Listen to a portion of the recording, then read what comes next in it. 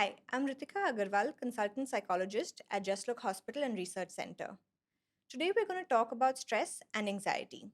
Stress has become a constant part of everyone's life, whether you're a student preparing for an exam, a professional chasing deadlines, a parent juggling responsibilities, or an elder citizen working towards juggling health and life changes. Stress finds a way in.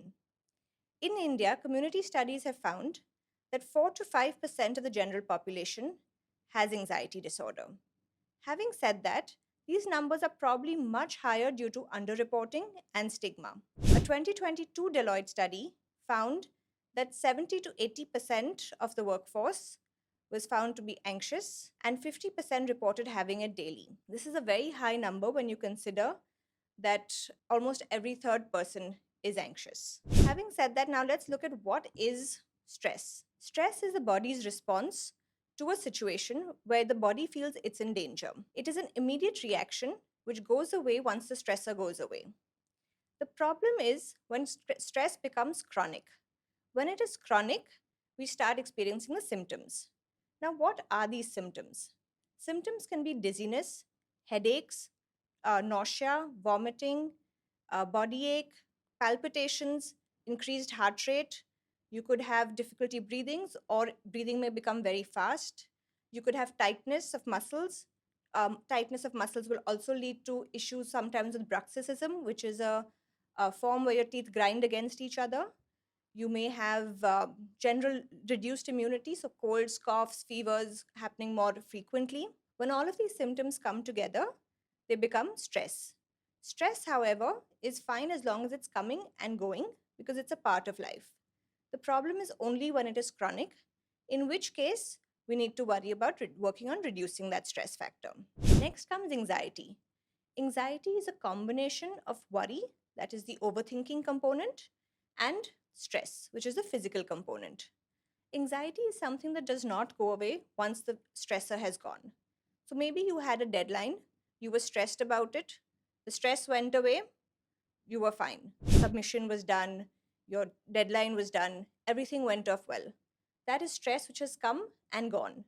On the other hand, anxiety is something where even post the stressor going away, you have completed the submission, you have done well, but at the back of your mind, you are constantly worried. You are feeling uneasy.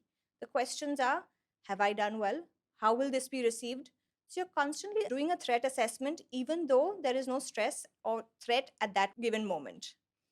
Having said that, now we come to how does this affect our functioning? With stress, stress affects our sleep, our appetite. So you might find changes either increases or decreases in sleep and appetite.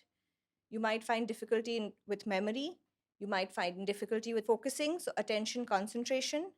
You might find difficulty processing information. You might find difficulty with organizing your thoughts. You might find judgment problems. So, again, the idea is that when you have stress, it becomes difficult to make a decision. So, you might find yourself second guessing yourself or asking yourself, am I right? Is this the correct thing to do? This in turn takes you longer to come to a conclusion. So, now what are the few things that you can do to deal with anxiety and stress?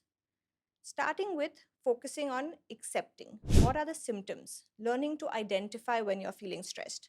What are my stressors? What makes me feel uneasy? Do I have a chest heaviness right now? Do I have dry mouth? Do I have an uneasiness? Do I feel any palpitations? Do I feel I cannot breathe? Any of these symptoms, when they're coming in, what could be triggering it? So, learning to identify the symptoms, the triggers, and what helps you. So, does deep breathing help you? Does walking away from the situation for a few minutes help you? What is it that works for you specifically? Next, we come to what can we do differently. Now, one is if you can identify what you can do differently, great. If you can't, then learning to accept what you cannot change. If I cannot change the situation, then what can I do to accept it and move forward from there? Most important is self care. So, making sure you're sleeping on time, ideally 7 to 8 hours of sleep. When you're sleeping 7 to 8 hours, it means deep sleep, not sleep which is broken. So, again, if you find that your sleep is being affected where you're waking up frequently in the night, any of these symptoms need to be looked into. Next, you need to focus on appetite, making sure you are eating well, or and not stress eating at the same time. Because again, when we are stressed, sometimes the tendency is to find a box of cookies and just keep munching on them, even though you are not hungry. This again can lead to obesity down the line, which causes its own set of issues. So the idea is to work on looking after yourself, making sure you exercise minimum 30 minutes a day. When physical health is good, mental health is also better. Start journaling as much as you can, write down your thoughts, and then work on trying to process those thoughts. Be assertive. If you find that you're overwhelmed, you're not able to cope with the stressors that you have, learn to say no when you cannot handle it. So if you feel that you already have 10 tasks on your plate and you're getting the 11th, which is going to overwhelm you, not allow you to manage coping with it, learn to say no and nicely, assertively, where you can also work on maybe taking it up later if you feel up to it. But at that point, you need to learn to set your boundaries. You can do some deep breathing exercises, relaxation exercises. Another thing you can try is the grounding exercise, which is called 5 4 3 2 1. Five things you can see, four things you can touch, three things you can hear, two things you can smell, and one thing you can taste. What this does is it grounds you to the present. Stress, anxiety, these are about worries about the future. When you think about depressive symptoms, those are about the past. So when you're focused in the present, that is when you will feel no stress or anxiety. You will feel grounded, present in what you're doing, able to fully focus on it. So that is one very quick exercise that you can do wherever you are. Another one is a deep breathing exercise, which also works under mindfulness exercises. So for mindfulness, you can take a deep breath through your nose, exhale through your mouth, and that again helps you calm down the system. So the heart rate, the breathing rate, those start coming back into a normal range, which will help you feel better in the long run. So these are the few things that you can do.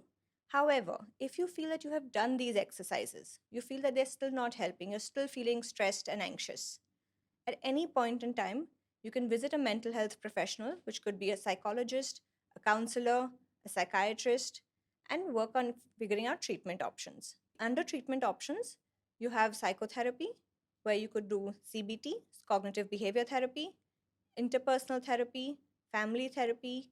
Depending on the issue that you have, you can find a modality. Having said that, again, there is group and individual. Group therapy works more as a support group where you meet other people with similar issues, realize that you're not alone. Individual therapy, you work on your own issues. Then you come to the option of counseling. Counseling works on day to day issues. So you may find work stress, you may find issues in your marriage, you could have issues with family.